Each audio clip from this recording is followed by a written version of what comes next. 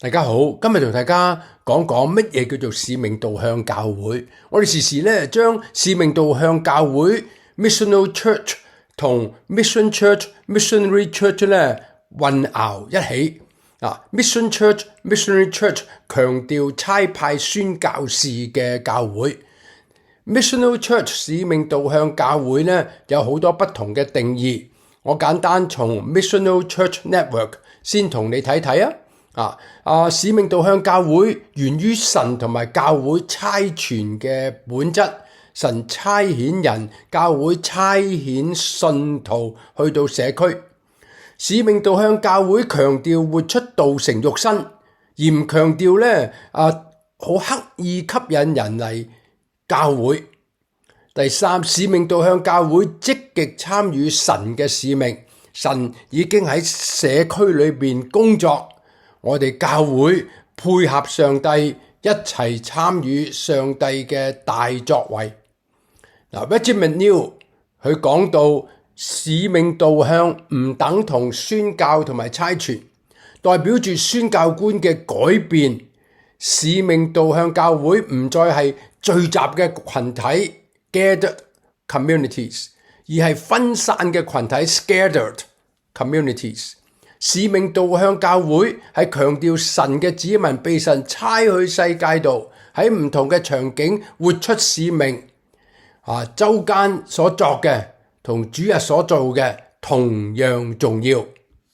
胡志偉牧師喺佢再思使命導向教會，佢強調係一個走出去嘅教會，一群受使命差派嘅信徒聚集成為群體，一齊敬拜，彼此鼓勵。從聖道裏面得到餵養，從而補充週間靈命嘅需要。Dan Campbell 喺佢嘅實踐使命導向教會，佢提出咧5個嘅進程。第一個由屬靈操練開始，第二個強調信徒皆祭司，第三個設立全新嘅量度，第四尋找同社區嘅接觸點。提出3個嘅接觸點，第一個就係 presence， 我哋嘅出現；第二個係 hospitality， 我哋款待恩慈待人；第三個 engaging the community， 就係咧投身社區；最後第5點係着重生命分享。好強調我哋要分享我哋嘅故事，從而學習成長。Reggie McNew 咧更加喺佢呢個 Missional Renaissance Scorecard 裏邊咧提出一個全新嘅教會量度。佢提到咧係有3方面嘅大移位。第一個使命大移位咧就係事工從向內對焦到向外對焦 ，internal to external focus。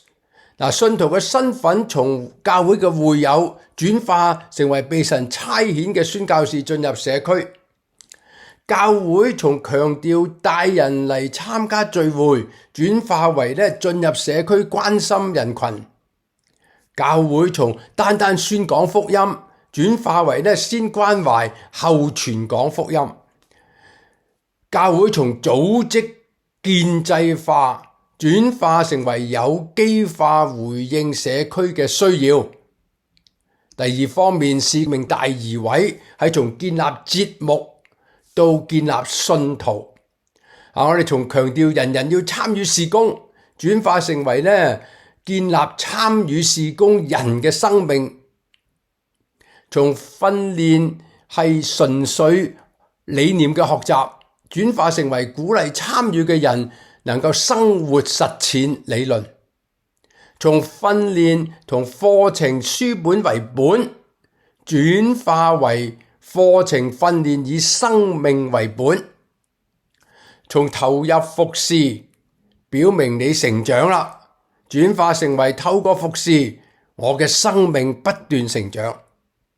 從事工分門別類，轉化成為事工整合，各樣事工係配合教會嘅使命，差遣信徒，從會眾分齡嘅牧養轉化為呢有分齡牧養，但係唔好疏忽唔同年紀整合嘅牧養。最後使命大而為3，從建立教會領導轉移到建立神國嘅領導。Church-based to kingdom-based leadership， 建立咧帶領嘅群體機構或者係事工，從鼓勵參與事工去到部門嘅目標轉化成為鼓勵參與社區，成為神國嘅指標，將教會帶到社區各樣文化領域裏邊，努力嘅服侍喺社區彰顯神嘅國度。從以崗位為本嘅領導轉化成為以人為本嘅領導。